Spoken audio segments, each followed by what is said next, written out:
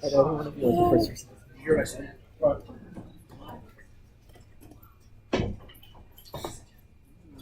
All right.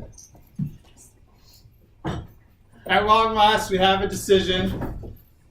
This clash of the NSD Titans. It is a 5-0 decision for Ari Azbel from Lake Highland.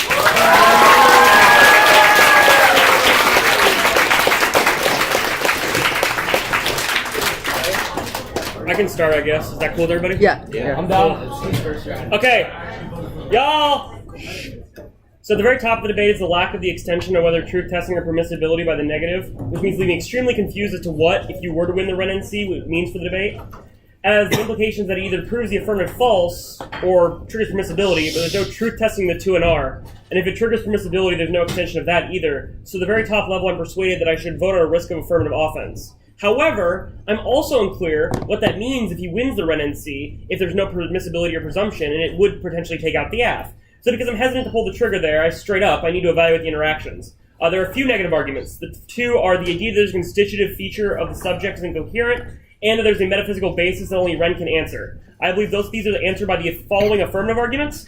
First is they presume a static structure of the world in which action is easily mappable, can be predicted, and is describable, which the affirmative has proven through the extension of Deleuze. It's conceptually incoherent as the subject is constantly be determined by affects that are irrational.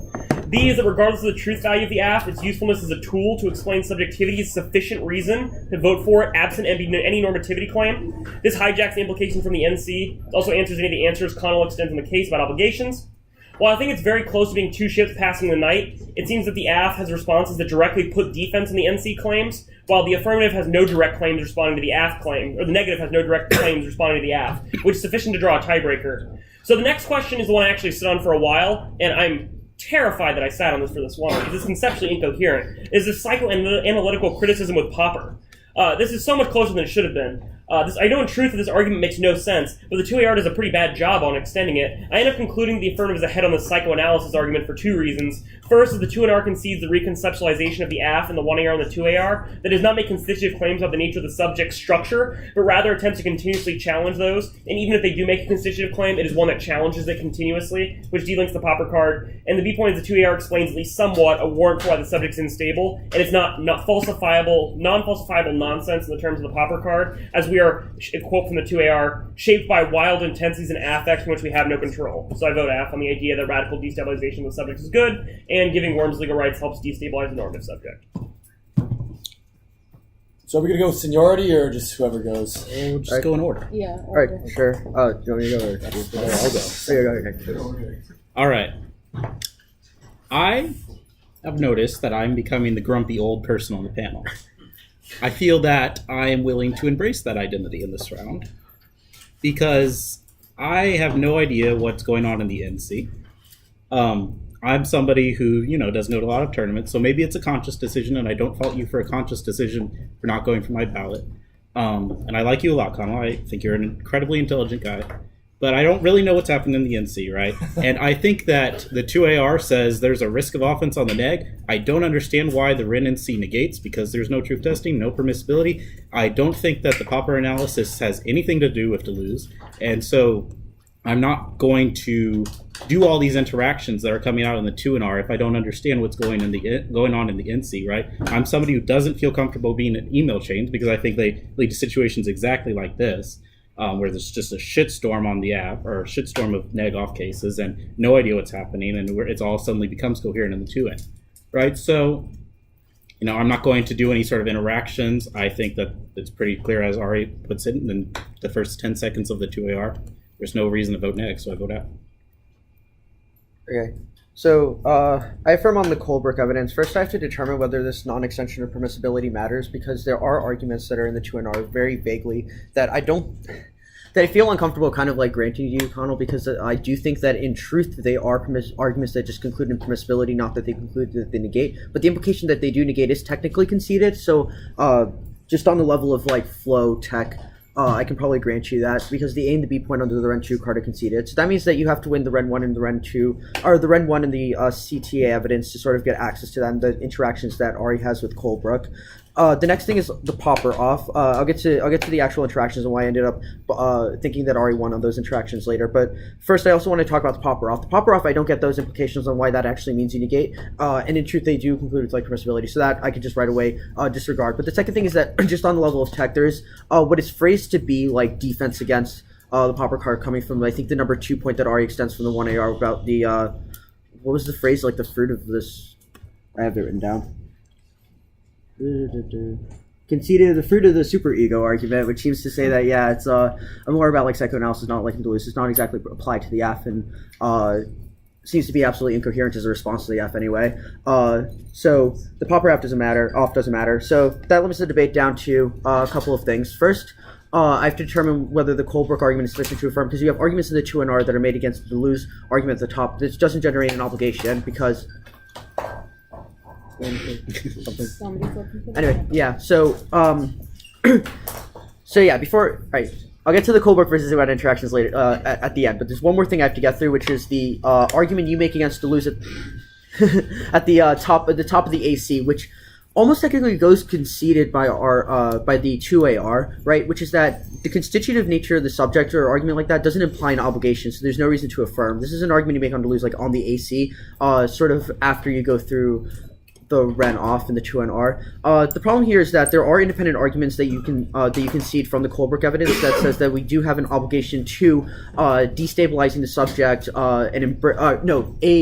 an obligation like that's similar in a way, that's warranted similarly anyway, to embrace the embrace incoherence as a way of destabilizing the subject, right? But this then requires that he wins the Colebrook analysis. So finally get to the Colebrook versus the Ren analysis on the NC, and this one was hard to evaluate because there's a lot of shit here to get through. So basically what I ended up getting from it was that Ari is winning the argument about you misunderstanding the sort of interaction between Ren and the Colebrook card in the framework, because because he phrases this as sort of like a 2 and R contradiction that you have the laws are always changing, so they're like fluid and stuff, but then this means we have an obligation to just those natural laws, which seems to be coherent. And Colebrook contextualizes that no, what we need to do instead is embrace like incoherence as a way of like destabilizing the subject because of like that truth or something. It seems like more like a turn. I'm not totally sure if like that makes sense in terms of like the high theory aspect of it, but that's the sort of articulation I get from the 2AR and 1AR that I think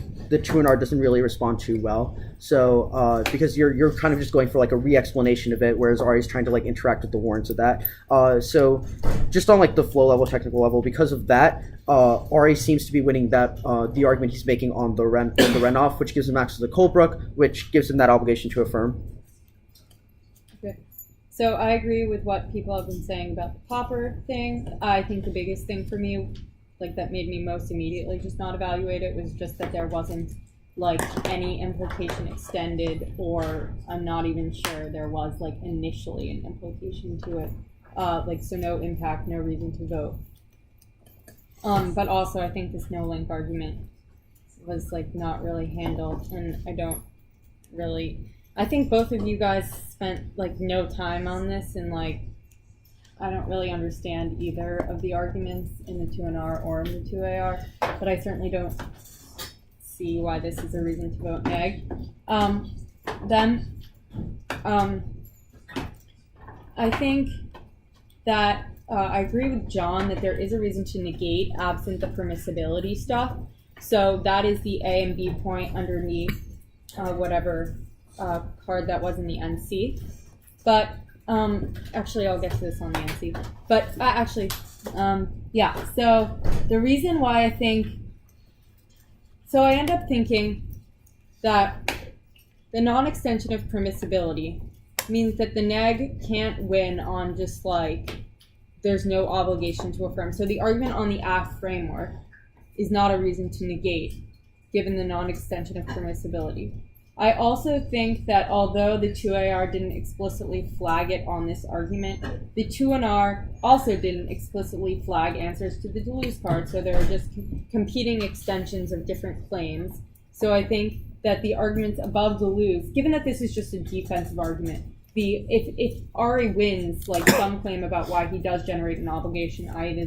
the arguments above Deleuze about why like we have to be consistent with like the process of subjectivity or whatever, is like does generate an obligation. So I think he has offense underneath framework. He has a reason why he can generate some sort of obligation.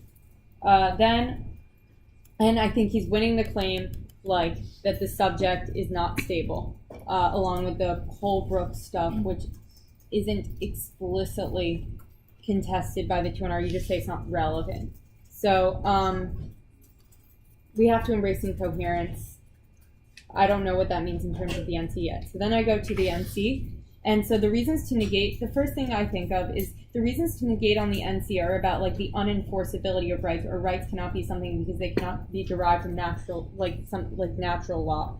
But I think that the number 2 that Ari extends on the NC pretty clearly interacts with this, which is that rights are constantly expanding and that the neg's conception of rights is not the one that the app defends, in conjunction with the Colebrook stuff about having to like embrace the incoherence of rights and like legal norms and laws of nature. So I think that the neg's argument for why it negates relies on a particular conception of rights, which and you don't explicitly respond to the number 2 argument about why rights are constantly expanding and affected by everything, whatever.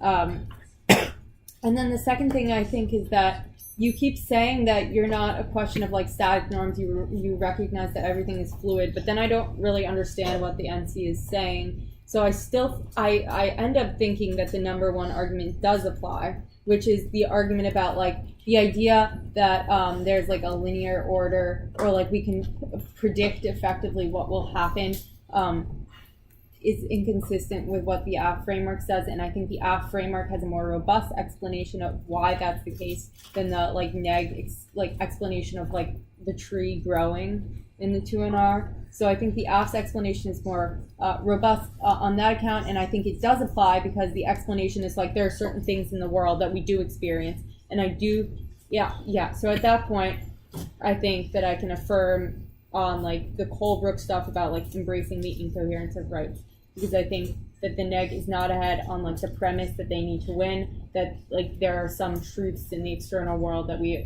like are factual, and whatever, as per the number 1 argument. Okay, so I'll try to keep it brief since y'all have heard 4 RFDs already, and I agree with most of what was said before, particularly what JP said. So don't vote on Popper, as already explained. So the main debate that I need to resolve is between the AC and Ren. And so I have a low threshold for extensions, and I do have a line in my flow in the 2NR at the very end of the Ren flow that says, he has no longer proven an obligation which he must. And all I require is that a debater mention an argument that they want to extend if it's conceded, and that meets my threshold. So I don't have the same problem as the other judges with the permissibility thing. And so from here, I vote F. So Conal presents the determinism double bind, and Ari extends the affect instability arguments and about the unpredictability of human action. So that seems to mean he's accepting the free will prong of the double bind. And then Conal's implication off that prong of the double bind is that any view of rights would not require enforcement. They're just things that naturally happen and things that like agents are allowed to do, and it's like whatever. But Ari's argument is that we don't need to like know rights as moral objects or like metaphysically significant claims.